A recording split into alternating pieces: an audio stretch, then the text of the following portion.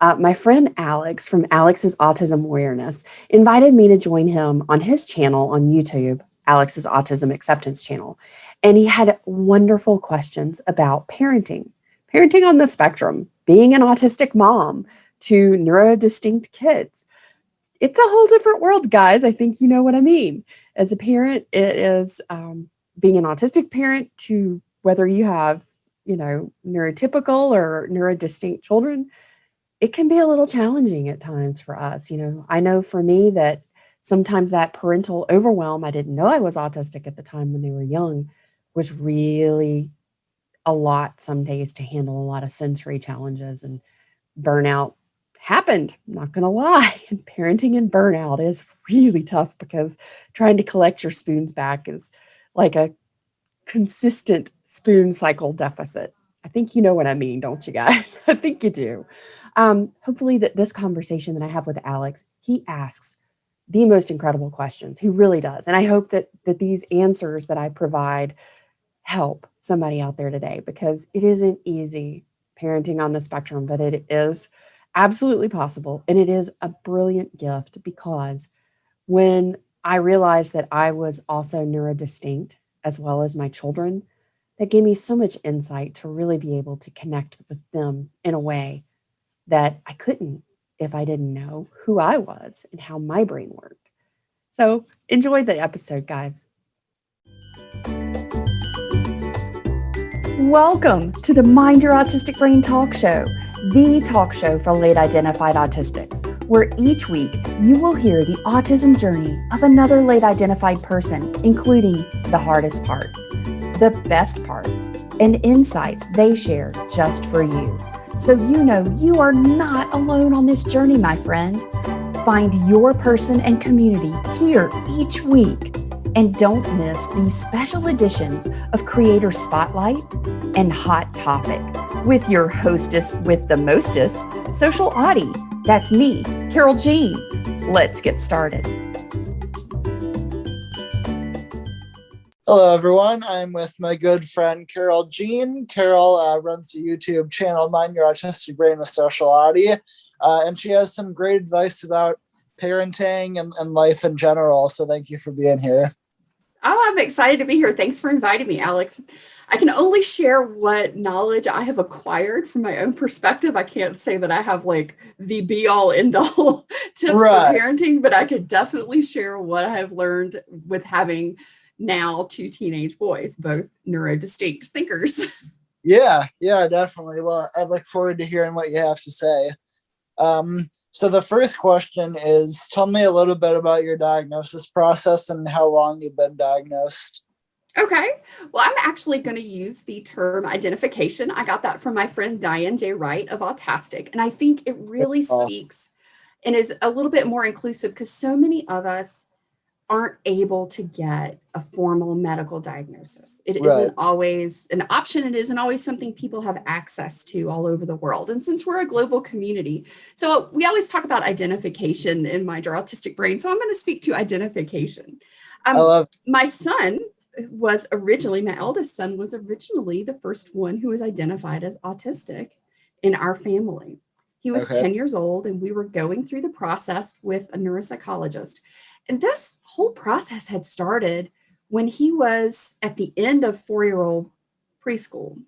So we've been going through this for almost 5 years before we got an official answer of any kind with any help whatsoever. And I know so many parents, so many of us who are late identified autistic adults go through the same thing where it just is a long drawn out process. Sometimes it's not a quick wham, bam, thank you, ma'am. It's just sort of years and years of just trying to find somebody to give you an answer. And we had found a neuropsychologist, which are not all that readily available.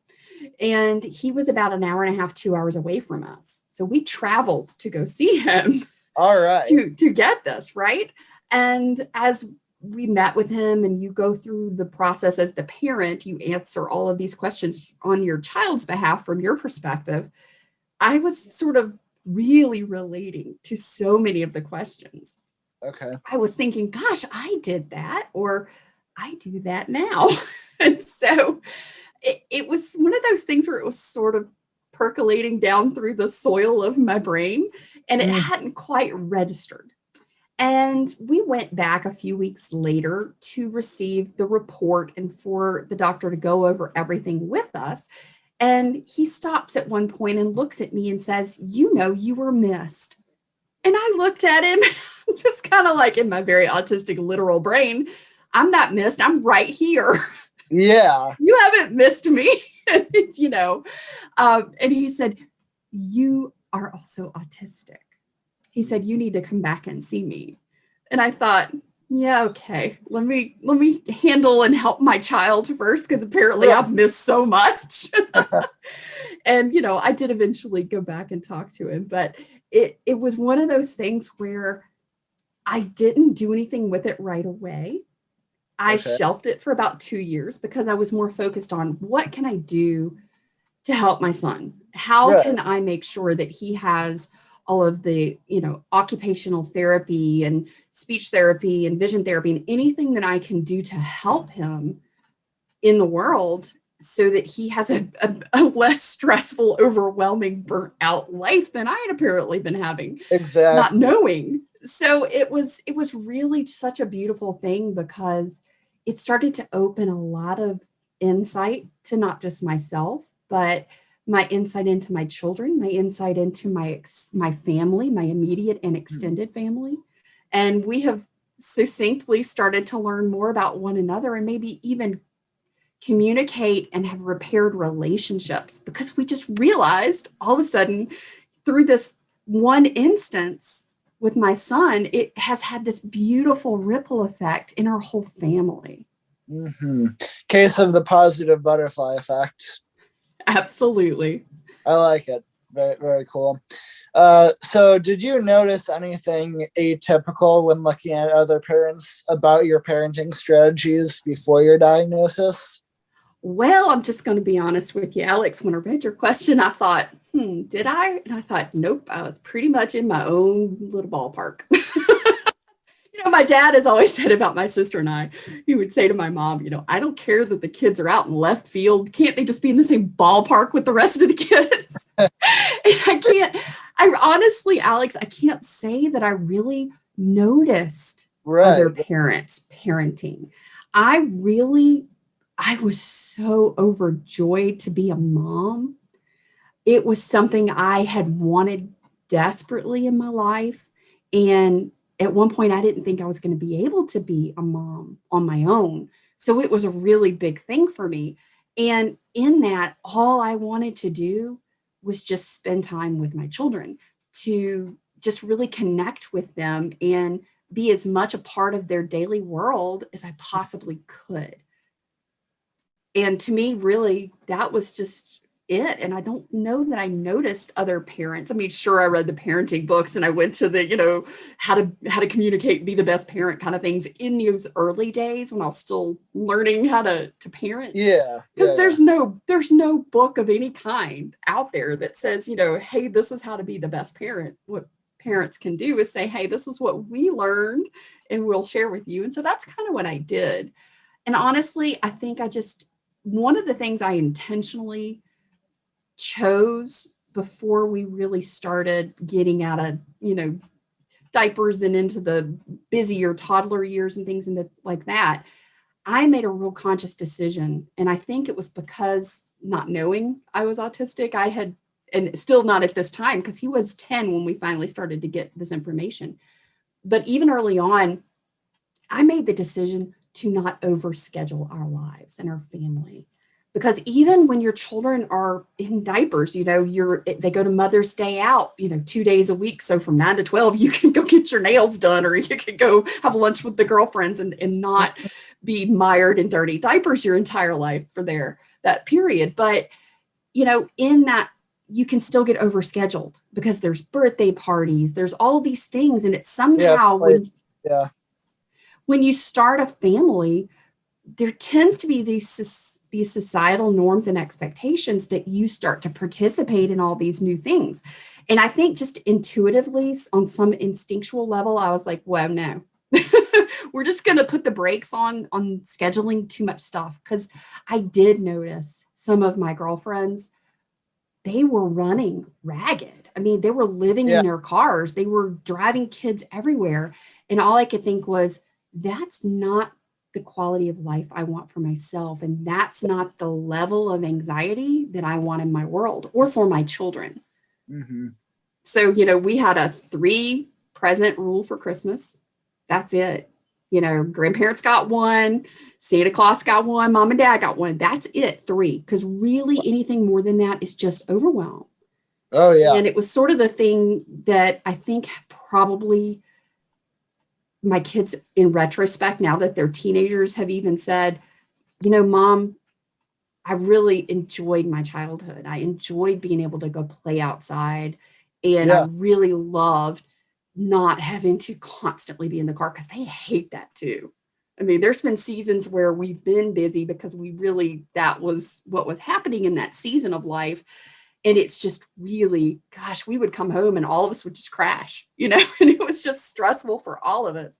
So I Yeah. think that's probably my best insight on that, is just try not to overschedule yourself and your children. That really, no comparison out there, because that comparison is the thief of joy.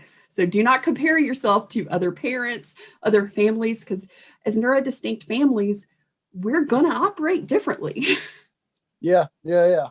There's no need to make a comparison, basically. Like, you just got to do what makes you comfortable. Right. That's right. Cool. All right. So what do you think, like, your neurodiversity made it more challenging to parent than if you weren't neurodiverse? Well, since I have never had a neurotypical brain, I can't really answer that question.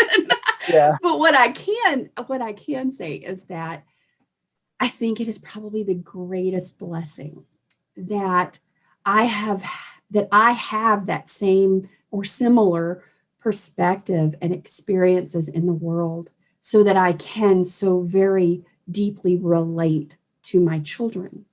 Okay. Because I have experienced sensory overwhelm on so many different levels, since I do approach problem solving, you know, in a very methodical, process oriented way. You know, I don't like a lot of change. I don't like transitioning from one thing to the next without sort of a buffer in between sometimes. I mean, I also have ADHD. My youngest son has ADHD and my eldest son is autistic. So, you know, I, having both, really relate to both of them. And it has been such a blessing, because I think so often neurodistinctiveness runs in families. It is a commonality, but it's not always the case. And when you don't have that experience or that perspective and from your child, and there's a big disconnect there for a little bit, there's a big learning curve. And it's not that, you know, I parent better or different or less than anybody else. It's just that is an advantage that I have, because I can relate to that. I don't know that it would have been easier, because if I couldn't understand and relate to my children the way that I do, it might have been harder for them and it might have been harder for me. I see what you're saying. Yeah, I like that a lot. That's the same thing for me. Like, me being a neurodiverse camp counselor, like, I see a lot of neurotypical counselors get really frustrated with the neurodiverse campers, and like, they don't show, but I can see it in their eyes. And that's because they don't understand, they can't experience that. Well, you know, that's just from a human perspective, Alex. We all communicate in a different way. Every human does. We have a communication language where that's how we deliver information. And we also have a different communication language for how we like to receive information. You know, those two are not always the same. And just being aware of that and knowing that there is diversity in communication styles just across humanity, from person to person, neurotypical or neurodistinct. When you know that, and you know how to sort of identify what those markers are for each different type of communication, you can go, oh, okay, I got you. I get where you're going and it's okay. And there's a whole lot less frustration and there's a whole lot less internal judging of someone else being less than, or that somebody is being difficult or challenging, when really that's not the case. Yeah, it absolutely isn't. And I think it's a lot better for NeuroDistinct people to understand that. Yeah. So how did your parenting strategy change after your identification? Oh, I don't know that it changed, because then I'd have to have had like an official strategy to start with. And I'm not that much of a planner, I guess. I am in some respects. Mhm. But, that's a really good question. And I had to really think on that one, Alex. I love your questions. For me, since I didn't really dive into it until about 2 years after my son's identification, when I decided that it was time for me, because I was in burnout. And I think that's where so many late identified autistics come to the knowledge and awareness that they are autistic, whether it's a formal identification or just self-identification. It is one of the biggest aha moments and relief, because I hadn't taken time to really look at it and to dive into what autism is, and specifically what autism is to me and what autism means in my life, because it's different to each one of us. Mm-hmm. And part of that process is to step back and to take the time to sort of unlearn, relearn, and just introduce yourself to you.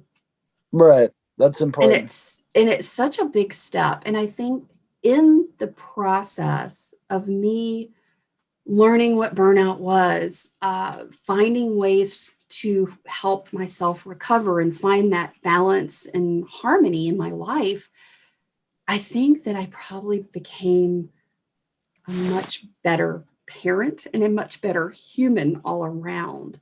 Gotcha. Because I've been able to let go of a lot of the limiting and false societal norms and beliefs that I thought were true. And I had agreed to them, and I was operating under this, assumption that this is how life was supposed to be. And it was just really hard for me. Oh, and yeah. I just hadn't figured it out, and I couldn't get it. And everybody else seemed to be doing it so much better and easier than me.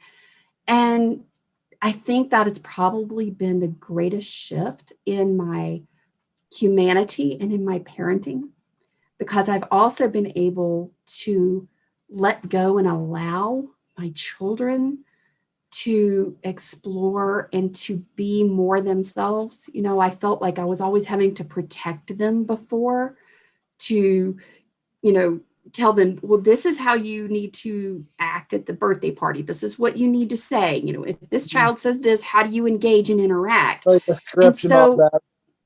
Right. And it was just simply this parental safety mechanism that I had to want to protect my children from getting hurt, because I had been hurt that way. Oh, and yeah. I think so many of us, late identified parents in particular, we do that. We do that with our babies because we don't want them to be hurt. We want their lives to be easier and have, all the better things and things that we didn't have.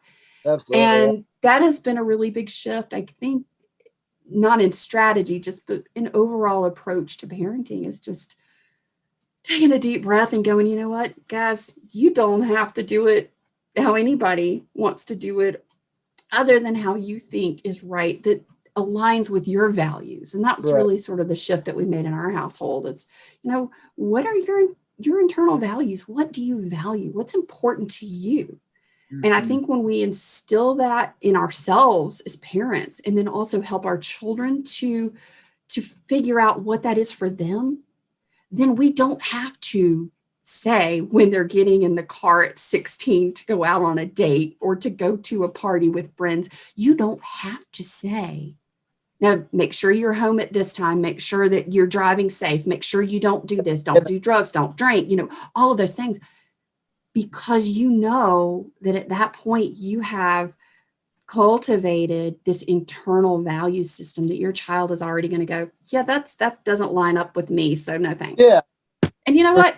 we're all going to try stuff. So just know that they're going to do things, and just be mindful that when they do, it's not the end of the world. They haven't been bad. They haven't, broken the rules to the point that, it's going to be devastating for the rest of their life. There are things that they can do that will be, and that's just part of the scary part of when your teenagers go off in a car by themselves. Yep. But, I think just having that perspective, just to know that you've done everything. And at that point, you do just have to trust that you have done all the things to give your children those skills, those tools, and those values within themselves. And they're their values, not yours.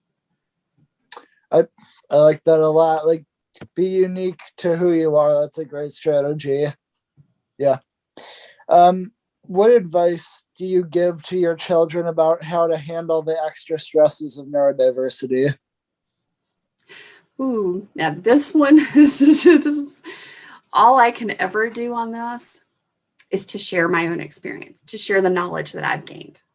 And boy, have I gained a lot. It's been 8 years now since my identification as autistic, and I have done a tremendous amount of self-work. I've done a lot of growth and change, and I am not the same person I was a year ago, 2 years ago, 8 years ago, 10 years ago, before I knew, oh my gosh. I look back at that, decade old me, and I'm just like, wow, bless your heart. You poor thing, you were trying so hard. Your heart was in the right place, but you just didn't get it. You hadn't gotten there yet, sister, but you're getting there. With that, I think the biggest thing that I found for myself, and the thing that I try to let my children know, because they're both still in that process of trying to figure out their place in the world as teenagers. I mean, one is just turned 18 and one is about to turn 16. And at that point in your life, you're still Superman, and there's nothing, there are no barriers in the world, right? Invincible. I think we all remember that, right, Alex? Yeah, but I certainly do. You're closer to it than me. Oh yeah. I just got off that stage, believe me, like just. Well, I still see the world as being this very open place, but that's because I have really I've had a quantum flip in my life, learning more about how my brain works, how my body works as a neurodistinct person, because it's not just your brain, it's your body. It's everything, because your brain controls everything physiologically. So if you don't also look at your body as part of that component, you can't really identify the stress that you have in your life, because it's going to show up in your body and this is one of the things that I share with my kids. It's you hold in something long enough, your body is going to run out of the energy that it requires to keep holding it in. Mm-hmm. The tension is so great, and how it shows up is your body's going to, you're going to sinus infection, you're going to get chronic headaches, your neck's going to hurt, your stomach is going to be sick and upset. There's these physiological symptoms, these signs that your body is telling you when you hold things in. And 90% of the time, 90+% of the time, the reason we're holding those things in is because we're scared. We're afraid to share what's going on. What are we thinking? What are we feeling? And, with alexithymia, I even had a hard time identifying what my feelings were. And so that's one of the things I also sort of incorporate with my boys is, look, you're not always going to know exactly how you feel, and you're not going to be able to sometimes get to that place unless you talk about it. And, Brene Brown studies and researches shame, courage, and vulnerability. And none of those exist individually. You cannot be courageous without being vulnerable. Right. And being vulnerable means also being smart about it. You have to choose to be vulnerable with people who have earned the right to hear your story. Definitely. And that's a short list, let me tell you. Well, it's usually a really small list, a handful or less for most people. You don't really need more than one or two. If you've got one, you're doing great. you've got to have that one safe place, that one safe person, that true connection relationship, that is your person. And the way that you handle the stress and the anxiety and all of the things that go with being neurodistinct in the world, that comes with learning, because it's not something we do automatically. If we have gone our whole life not knowing we were autistic, we've really learned to suppress and hold things in for so long. And if we have not discovered how to verbalize or share our feelings, even if we've known our whole life that we were autistic, there's still a challenge there. It's not like just because you knew at the age of 6 that all of a sudden, you have a different experience. You're still going to have similar challenges. And that is just simply knowing that you have a safe person where you can be vulnerable and you can just say, look, I don't know how I'm feeling, but let me just start talking and trying to get it out. And for me, that's where I get the clarity. And I do the same thing with my boys. I'm like, look, your body is screaming across the room that you have really had a bad day. And you're sitting here not talking, and that's okay. But I just want you to know, I can tell that you've had a really rough day. When you're ready, I'm here and you can come talk it out. And, sometimes they're like, yeah, I really need to just get it out. And sometimes they're like, nah, I do kind of need a minute, Mom. And that's okay too. But also just sort of letting them know it's okay not to be able to put words to something right off, that you just kind of start messy is what I say. Just start messy, just throw it out there. And it's amazing if you look at the beginning of that conversation at where you end up at the end of that conversation, what was really going on and how you could see them getting clarity just by starting that conversation. That's my insight on it. How do you help your kids with anxiety and stress of being neurodistinct? That's it. Yeah, that's great advice. I think I'm going to do that exact same thing with my campers too. Because obviously we're going to be such a big role model to them. They're going to do what we do. So I think like making those healthy decisions about emotional health and all that, then how that relates to physical health, that's going to be a big part. It is. And, it's a tough thing. And I think, Alex, when you're mentioning your campers, it's very similar. You look at any child that's in your care and you want to protect them. You want them to have a really great experience and you want them to really fully embrace and be able to live their full, wholehearted best selves. Yes. And part of that also is just not comparing and letting them know you don't have to compare yourself to how all the other kids are doing things. Mm-hmm. Just like be your own guy or and all that. Yeah. And, sure, there is definitely some benefits to sort of going with the flow and being part of the crowd and doing what everybody else does. But there's also a time and a place for that, just like there's a time and a place just to be you. And if you need 10 minutes between activities and nobody else seems to get it, and they're all like running from archery to swimming, like wide open, like crazy wild Indians, that's okay. Let them go. You don't have to. Like I say, you don't have to. And I think that's a really big thing that empowers children and empowers humans, you and me, adults, to just give yourself permission that you don't have to do something like everybody else. It's okay. And if somebody says, hey, what's wrong with you? Aren't you doing this? You're just like, it's not my thing. It's not my choice. Okay, you guys go have fun. Yeah. That kind of thing happened today. Like the whole counselors, all of them were doing tie-dye shirts. And I was just like tossing a football with one of my friends because I just didn't want to do it, So like, I totally relate to that. What I did was I was like, look, here's my shirt. Does anybody want to do an extra one? Anybody feel like doing it? And there's always somebody like, oh my gosh, me, I'll make your shirt for you. I'm like, awesome. Here you go. Yeah, I gave my shirt to someone else. That's literally what I did. Yeah. See, Alex, awesome. That's so awesome. Sure, yeah. So what advice can you give adults with autism who are looking for or afraid to become parents? Okay.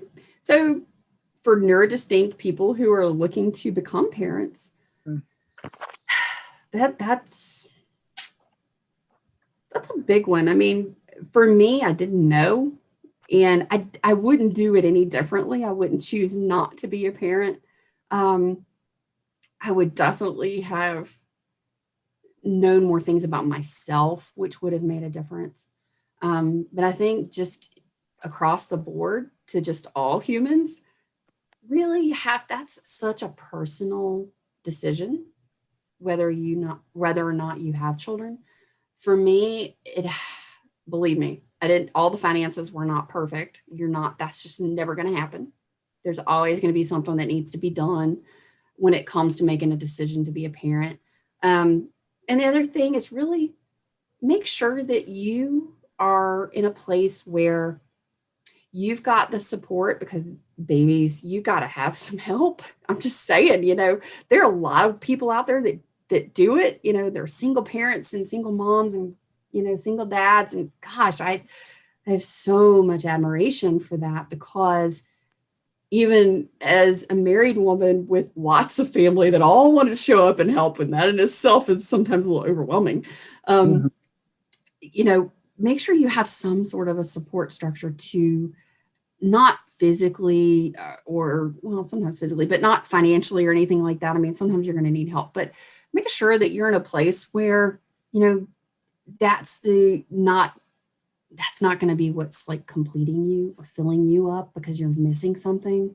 Because honestly, I love my children, but they don't complete me. I have to complete me first. Right. And when I learned that missing part of myself as autistic, and I started to fill up and really renew and restore and complete my whole self with that, I think I became a much better human, and I became a much better parent. And as far as being afraid, man, that's just part of it. Sometimes you just got to do it afraid.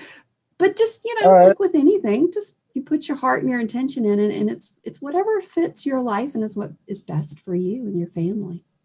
Children are a blessing, but they're not everybody's blessing, and that's okay. Yeah, definitely. All right. Well, that is going to conclude this interview. Thank you very much for coming on, Carole. And hopefully everyone out there is going to learn some good advice from this. So I hope so, Alex. Thanks so much for having me. And if anybody is interested in taking the next step in their late identified autistic journey, the unveiling method takes you through that process. It is one I developed over the last 8 years for myself, and it is what has brought me to great peace and joy and freedom, and to a place in my life where I am living a wholehearted and full life. If you are someone who likes to help people and share what has made a difference in your life, please share this talk show with a friend and on your social media accounts so that you can be the blessing in another late identified autistic's life. Be sure to tag me at Social Autie so I can personally say thank you. And to help keep the talk show ad-free, please consider becoming a one-time or recurring supporter through either Buy Me a Coffee or the Anchor podcast links in the show notes below. I truly appreciate your support. Thank you for being a listener, and thank you for adding your voice to our story.